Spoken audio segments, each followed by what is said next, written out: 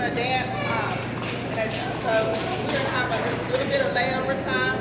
But with the election season coming, this is a good time to think about how we can make a difference.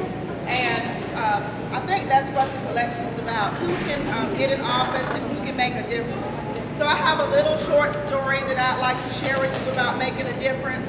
And I think it really relates to the dance that we see here today, because what I Am Dance is doing for our daughters is really making a difference in their lives. It's giving them something creative to do with their time. I think they love it, and I'm very thankful, and I know you all are thankful for how this is blessing our daughters. So I'd like to just share this making a difference story with you. While walking along a beach, an elderly gentleman saw someone in the distance leaning down, picking up something, and then throwing it into the ocean.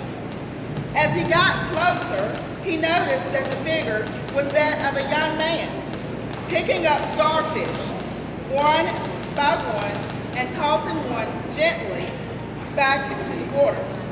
He came closer still and called out, "Good morning. May I ask what you are doing?" The young man paused, looked up, and replied, "Throwing starfish into the ocean." The old man smiled and said, "I must ask then, why are you throwing starfish into the ocean?" To this, the young man replied, "The sun is up and the tide is going out. If I don't throw them in, they'll die." Upon hearing this, the elderly observer commented, "But young man, do you not realize that there are miles and miles of beach, and there are starfish all along every mile? You can't possibly make a difference." The young man listened politely. Then he bent down, picked up another starfish, threw it into the back into the ocean, passed the breaking waves, and said, "It made a difference in that point." So the moral of this story is that it doesn't matter how many lives you impact, just make the difference in the lives that you can.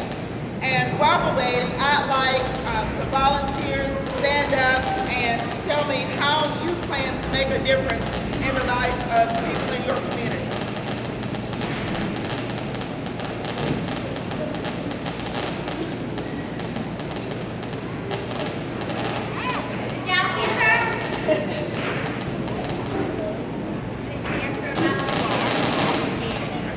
Stand up.